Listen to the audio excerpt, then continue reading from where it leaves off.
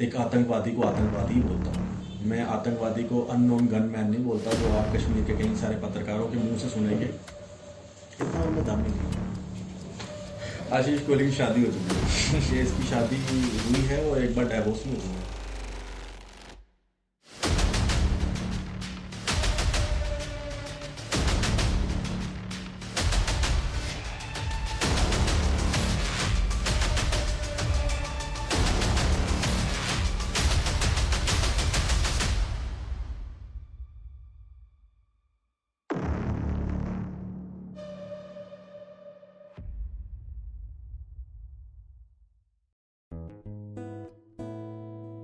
तो वेलकम आशीष भैया to my own podcast.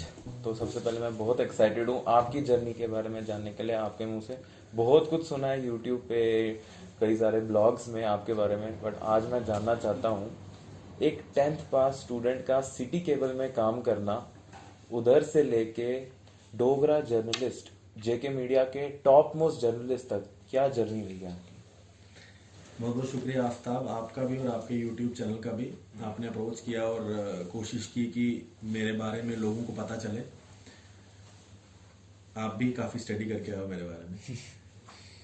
10th class में जब मैं था तो तब मैंने ज्वाइन किया था सिटी केबल।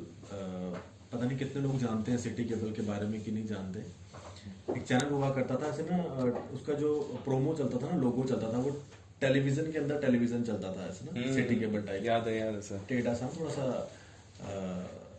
तो वो तब बड़ा पॉपुलर था, तो हमारे जम्मू में बड़ा नाम होता था सिटी केबल सिटी केबल। एक ही चैनल एक ही था, तो वहीं पे बाकी सब चैनल देखने को मिलते थे। तो वहाँ से मेरी जर्नी स्टार्ट हुई, वहाँ पे मैंने काम करना स्टार्ट किया था।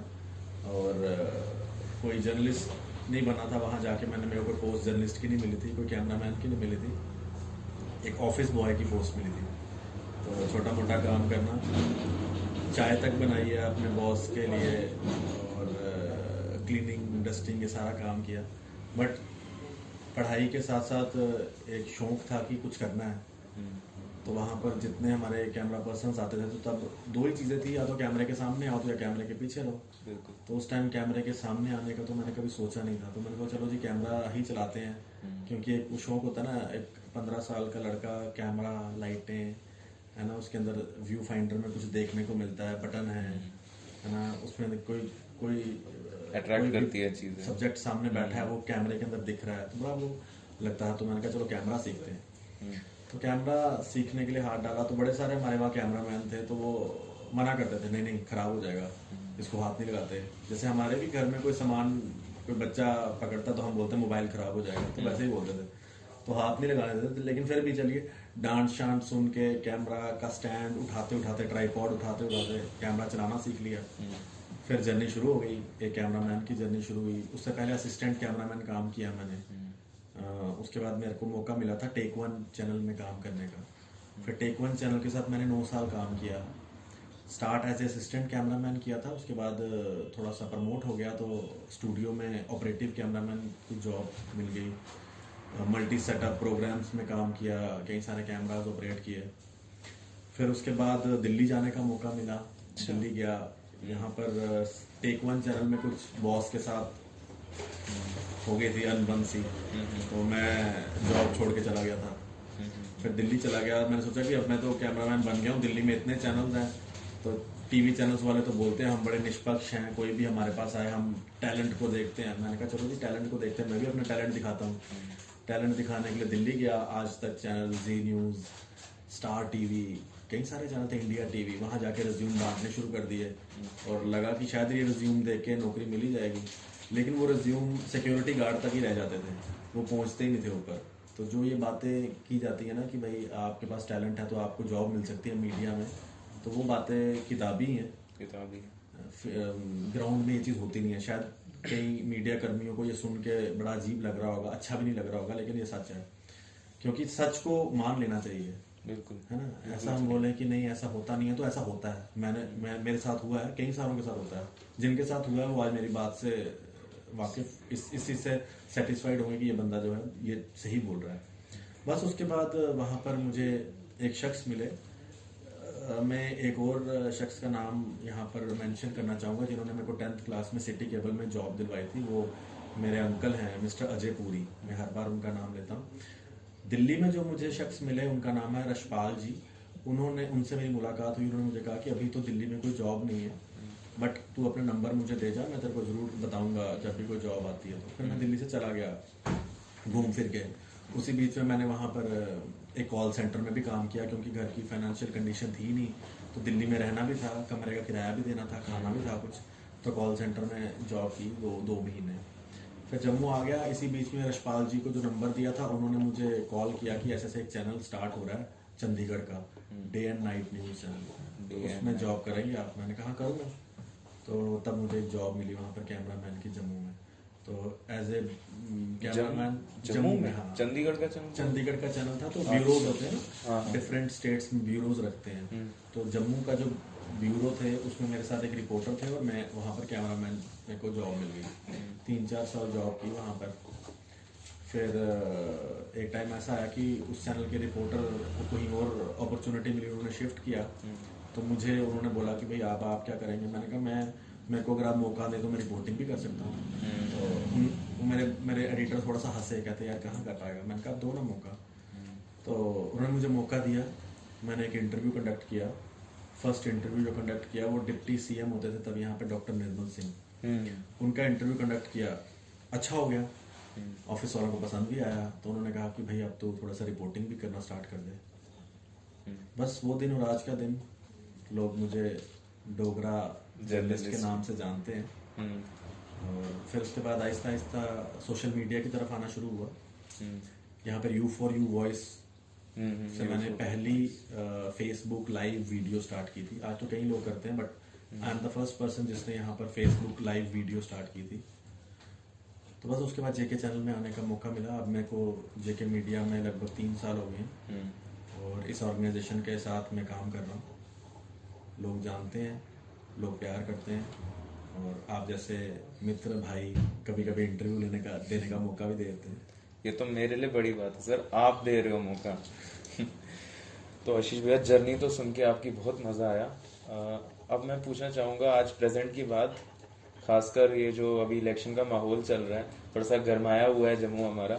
तो कई बार क्या होता है ना, आप गुडविल से ही क्वेश्चन पूछते हो किसी को, या नॉर्मली भी किसी को क्वेश्चन पूछते हो, तो सामने वाला ना कुछ ऐसे एक्सप्लोड कर देता है ना, स्पेसिफिकली हमारे पॉलिटिशियंस हो गए या कोई और भी हो गया, वो ऐसे ऐसे खुद को एक्सप्लोर करते हैं ना सामने। आपने कोई क्वेश्चन पूछ दिया, आपने आराम से पूछा, आपने एक काम वे में पूछा, लेकिन उनका सामने से कुछ ऐसा रिस्पांस आता है जो आपने एक्सपेक्ट नहीं किया होता। तो मैं जानना चाहूंगा आशीष भैया, इस कॉन्फ्लिक्ट के दौरान आप खुद को कैसे मैनेज करते हो?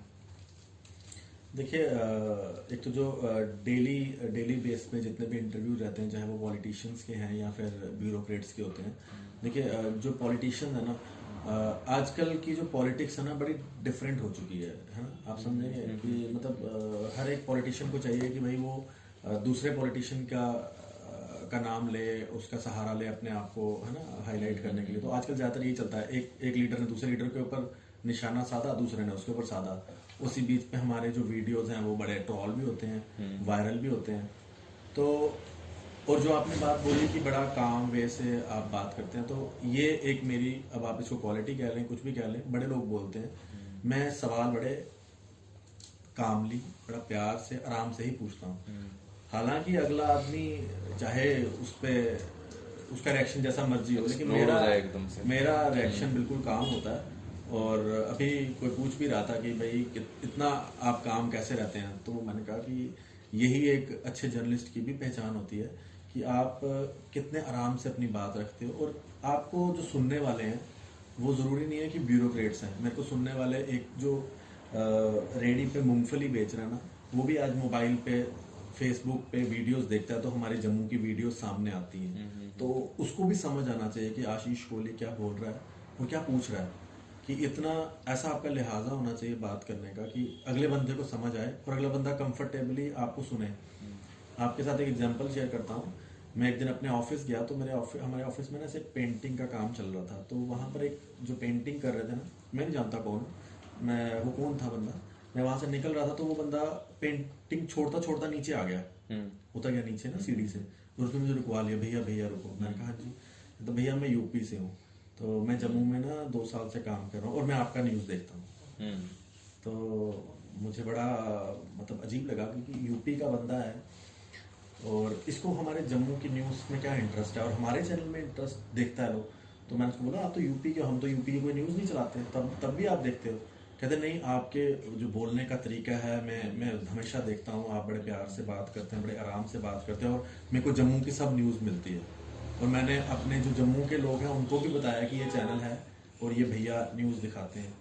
तो मुझे बड़ा अच्छा लगा कि भाई हमें सुनने वाले एक पेंटर भी है जो जिसका कोई लेना देना नहीं है न्यूज़ के साथ, है ना, उसको क्या करना है पॉलिटिशियंस के साथ, लेकिन वो एक पेंटिंग का काम करता है, लेकिन फिर भी वो सुनता है। तो आपकी बात करने के तरीके में इतना प्यार, इतना लिहाज होना चाहिए कि आपको सुनने वाले जो लोग हैं ना वो आपको सुने और सुन के उनको भी लगे कि हाँ ये बंदा कोई बात कर रहा है। तो जब भी मैं राजनेताओं के साथ बात करता हूँ, चाहे वो एक्सप्लोड हो जाए, लेकिन अपना मेरा लिहाज वैसे ही रहता है। तो तभी आप देखेंगे कि कई बार मेरे साथ नाराज भी होते हैं और मैंने कई राजनेताओं को एक्सपोज भी किया उनकी चीजों को, लेकिन वो मना कभी नहीं करते मेरे को इंटरव्यू देने से। लेकिन वही आशीष भाई, आप खुद को एक कंट्रोल कैसे कर लेते हो उस टाइम? मतलब आपने आराम से ही क्वेश्चन पूछा है, मैं नाम नहीं लेना चाहूंगा, एक बड़ी वायरल वीडियो हुई थी, शायद आप समझ जाओगे।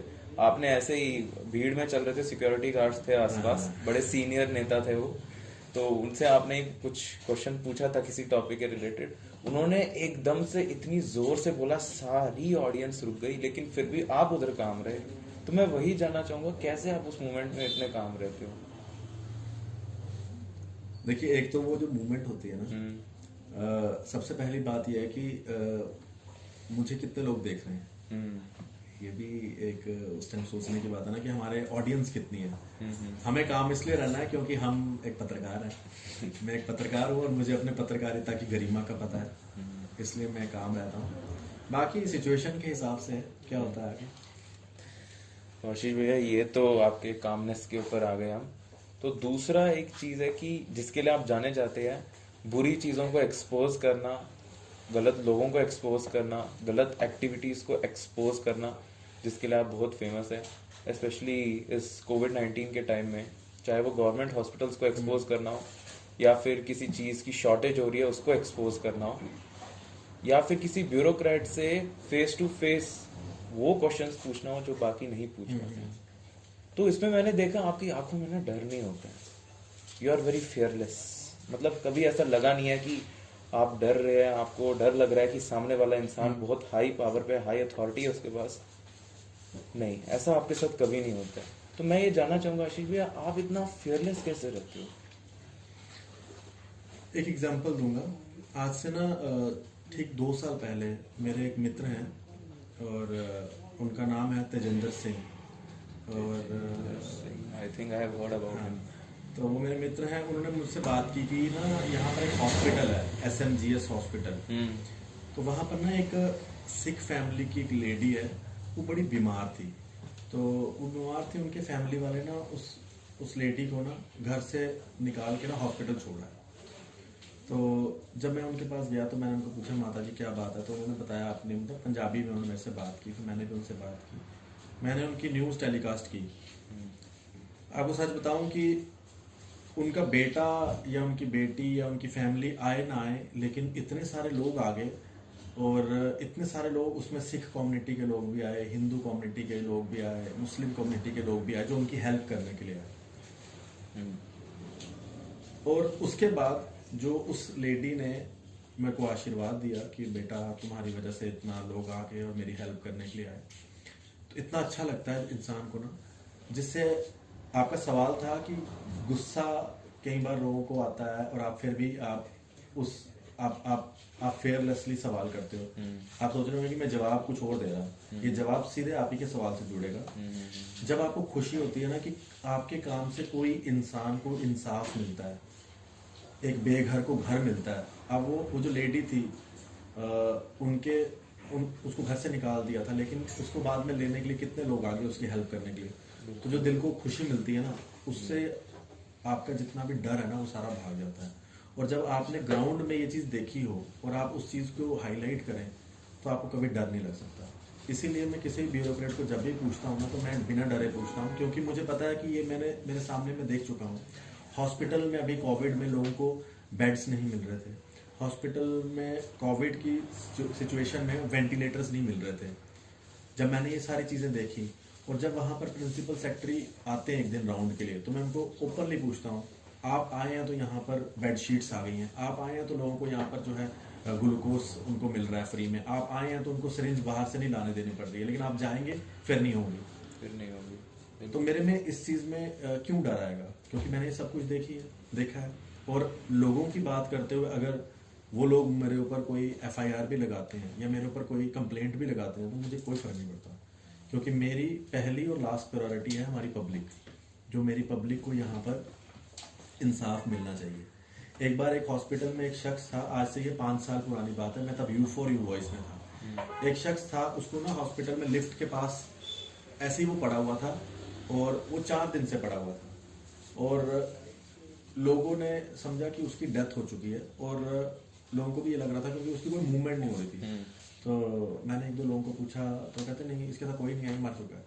लेकिन मैंने बड़ा ध्यान से देखा तो उसकी सांसें चल रही थी। मैंने एक तो उसी टाइम अथॉरिटीज़ को बताया और उसी टाइम न्यूज़ भी चलाई, क्योंकि मुझे पता है अथॉरिटीज़ को जब आप बताते हैं तो अथॉरिटीज़ अपना काम करने में शायद 1 घंटा भी लगा सकती है, लेकिन उससे पहले मेरी न्यूज़ अथॉरिटीज़ को यहाँ पर खींच के ले आएगी। मैंने उसी टाइम वहाँ पे लाइव वीडियो की, तब 4G चल रहा था, और उस शख्स को वहाँ पर फिर हॉस्पिटल की टीम आती है, उसको उठाती है और उसका इलाज शुरू होता है। और जब वो ठीक होता है 15 दिन के बाद मैं उसके पास जाता हूँ, वो इतना खुश होता है, मतलब एक वृद्ध आदमी था, ओल्ड मैन था, बट उसका जो आशीर्वाद आपको मिलता है ना, उससे आपका सारा डर खत्म हो जाता है। तो मेरा जो डर है वो लोगों की वजह से खत्म होता है, जिन लोगों की मैं हेल्प करता हूँ। हेल्प करने वाला तो भगवान है। हाँ, मैं ज़रूर एक अपनी जर्नलिज्म, अपनी मीडिया के माध्यम से उनकी चीज़ को आगे तक पहुँचाता हूँ ताकि उनका कुछ ना कुछ हल हो सके। बिल्कुल, बहुत अप्रोप्रिएट आंसर था है। जो आपका ये लोगों का प्यार हम कह सकते हैं, ये लोगों का प्यार ही है, लोगों का प्यार है।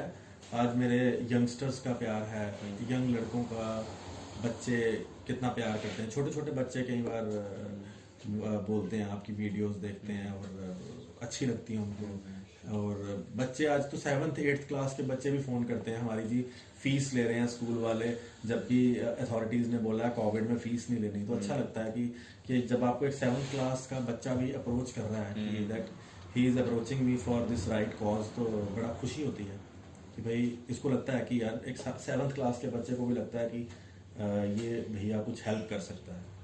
तो बस इसी चीज़ से आपका डर खत्म हो जाता है, और जब आप जस्टिस की बात करते हो तो ऑटोमेटिकली डर आपको लगेगा ही नहीं। तो भैया जैसे आपका एक्सपोज करने का नेचर है अच्छी बुरी चीज़ों को, इस वजह से आपको कॉल्स तो काफ़ी आती होगी, अच्छी कॉल्स, तारीफों के लिए कॉल्स, थ्रेड कॉल्स, गालियाँ भी बड़ी पड़ती होगी शायद। तो मैं जानना चाहूँगा आपसे, अगर आप if you are willing to share, अगर कोई थ्रेड कॉल की स्टोरी अगर आपके दिमाग में ऐसी है, किसी ने आपको फ़ोन किया हो ऐसे ही धमकाने के लिए कुछ भी, भले you don't share the name, but अगर आप बताना चाहते हो ऐसी कोई स्टोरी। ऐसी स्टोरी एक नहीं है, काफ़ी सारी हैं, लेकिन मैं ये स्टोरीज शेयर करता ही नहीं हूँ किसी के साथ। अब आपने अभी तक बड़े सारे इंटरव्यूज हुए हैं, कई लोगों ने ये सवाल पूछा, आपने भी पूछ लिया, तो आपको बता देता हूँ।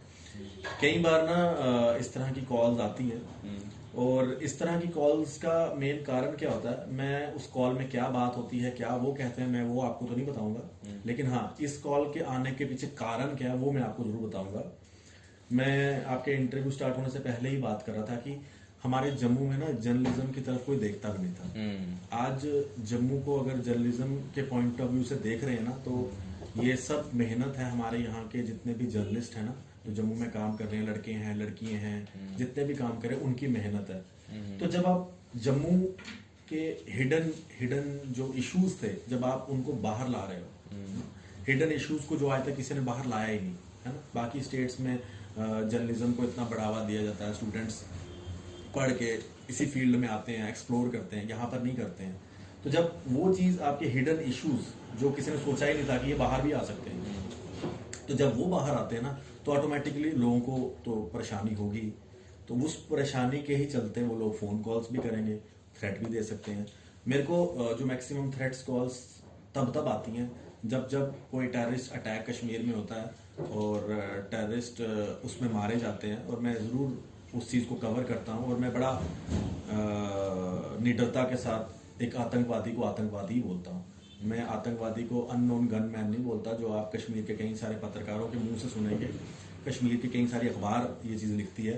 मैं आतंकवादी को एक आतंकवादी ही बोलता हूँ। इसलिए हो सकता है कि उस आतंकवादी के जो समर्थक हैं उनको परेशानी होती हो ये चीज़ सुन के, तो उस परेशानी का जो रिजल्ट होता है वो फ़ोन कॉल्स में वो कर सकते हैं। बट उसमें ना ही मैं घबराता हूँ ना मैं डरता हूँ, क्योंकि जब आपने बात रखनी है अपनी निडरता के साथ रखनी है, और जब आपने ये ठान ही लिया है कि आपने लोगों की हेल्प करनी है, तो फिर उसमें ये फ़ोन कॉल्स कुछ लेकिन कभी आपको ऐसा नहीं लगता है कि ये जो फोन कॉल्स करने वाले हैं ये कहीं मेरे चाहने वालों को, जिनको मैं प्यार करता हूँ, उनको कोई डैमेज पहुंचाए? कभी ऐसा आपके दिमाग में से कोई थॉट नहीं आता? इतना उनमें दम ही नहीं है, इतना उनमें दम ही नहीं है, क्योंकि अच्छाई को बुराई ख़त्म नहीं कर सकती है, अच्छाई हमेशा जीतती है। और ये कुछ ऐसी फोर्सेस होती हैं जिनका काम ही ये होता है कि यहाँ पर ना ह्यू एंड क्राई मचा रहे, लोग जो हैं शांति से ना रहें। तो बुराई कितने दिन रहेगी? कुछ दिन।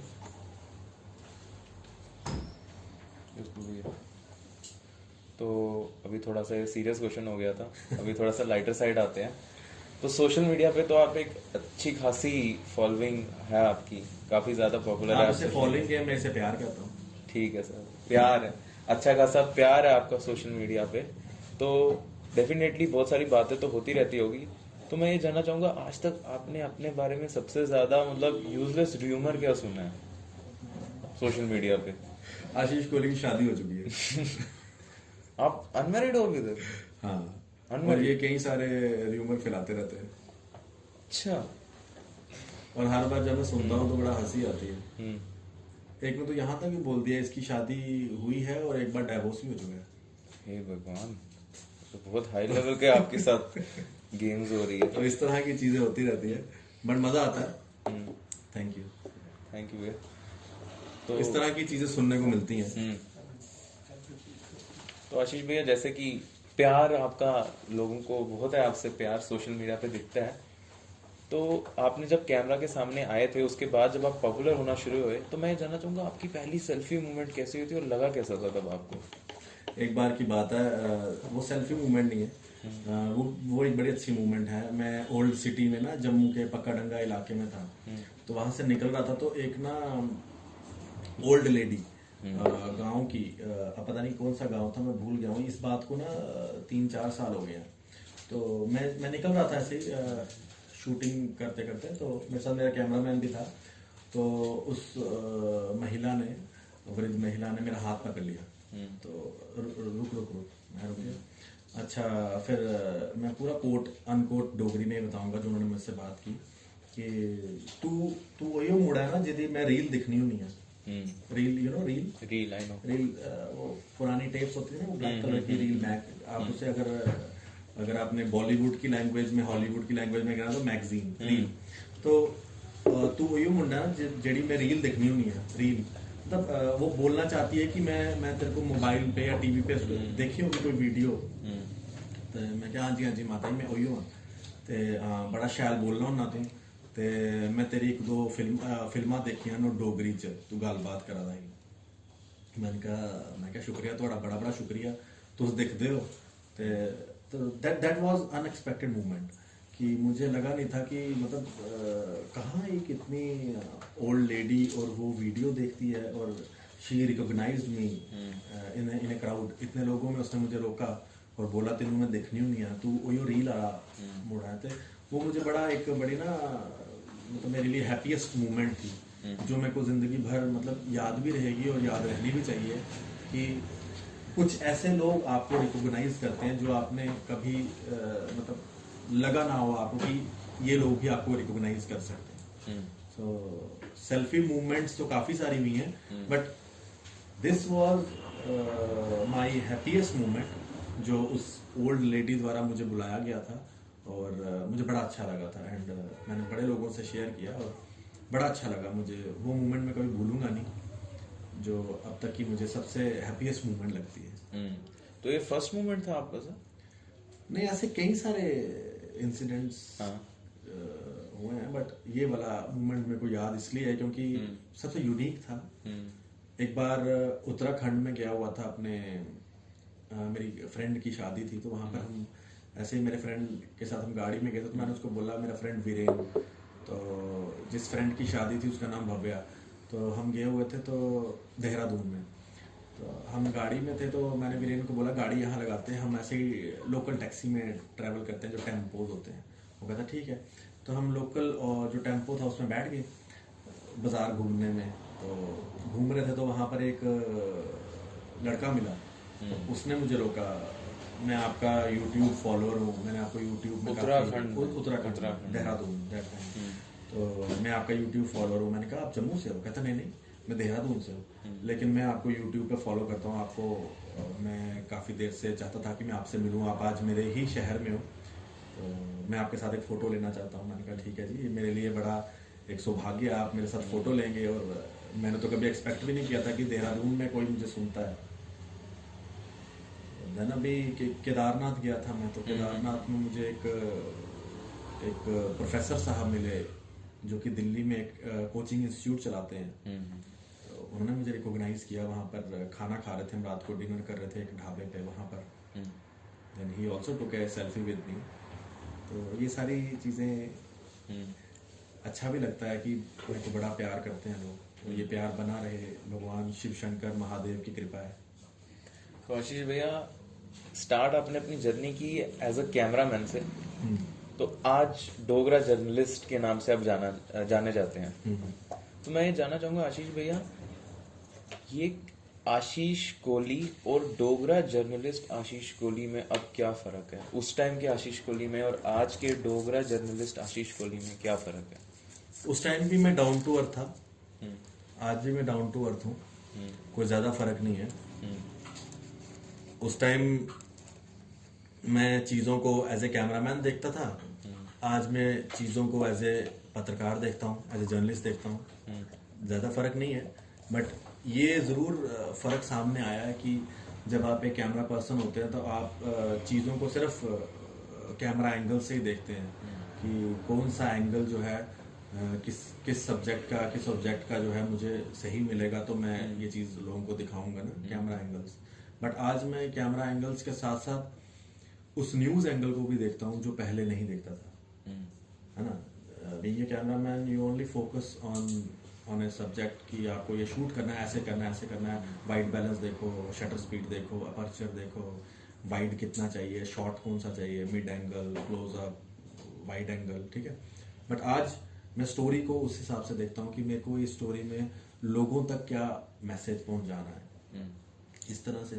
और दूसरी बात, डोगरा जर्नलिस्ट मुझे पत्रकार बनने के बाद ये लोगों द्वारा दिया गया एक टैग है जो लोगों ने मुझे दिया, टाइटल दिया, और मैं दिन रात बस यही कोशिश करता हूँ कि ये जो उन्होंने मुझे एक टाइटल दिया है, इतना प्यार दिया है, एक नाम दिया है, उस नाम की गरिमा को मैं कम ना होने दूं और ही बढ़ाऊं, ताकि लोग अपने डोगरा पत्रकार से जो चीज़ एक्सपेक्ट करते हैं ना, उनको वो मिले। तो बाकी पर्सनैलिटी वाइज ऐसा कोई फर्क आया इन 20 सालों में जर्नलिज्म में? नहीं, वो मैंने पहले बता दिया आपको, डाउन टू अर्थ में पहले भी था, आज भी था, आज भी हूँ। तब भी मैं जलेबी गोल मार्केट सड़क के ऊपर ही खड़ा होकर खाता था, आज भी मैं जलेबी गोल मार्केट में सड़क के ऊपर ही खड़ा होकर खाता हूँ उसी तरह से। तब भी मैं एक ही जलेबी लेता था, आज भी मैं एक ही जलेबी लेके खाता हूँ, तो कोई ज्यादा फर्क नहीं है। आज भी मेरे जो उस टाइम जो मेन मेरी चीजें थी जहाँ पे मैं जाता था, आज भी वहां जाता हूँ, तो वो सब वैसा ही है, कुछ बदला नहीं है, और मैं बदलना चाहता भी नहीं, मैं उसी चीज में रहना चाहता हूँ। बाकी काम में काफी बदलाव आया है, दिन ब दिन सीखने का मौका मिलता है, बड़े सारे लोगों ने मुझे सिखाया है, मैं उनका कभी भी हमेशा आभार देता हूँ कि भाई उन लोगों ने मुझे सिखाया है और मैं सबका आभारी हूँ और दिन ब दिन सीख रहा हूँ। अभी भी कई सारी चीज़ें हैं जो और सीखनी है ताकि जम्मू कश्मीर का नाम रोशन करूँ और रोशन करूँ।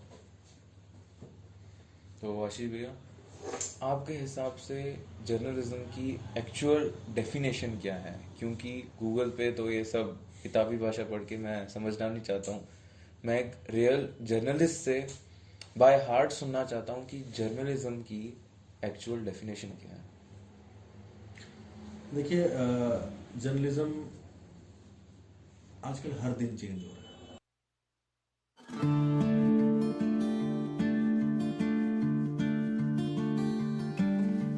Hey guys, so this beautiful conversation was shot at Castle Grill, Gandhinagar, Jammu, which according to me is a very beautiful and elegant place that I have ever visited in Jammu, and I recommend you all to do visit this place with your family, with your friends, and food is great, the place is great, and you're going to have good memories. Thank you for watching the podcast.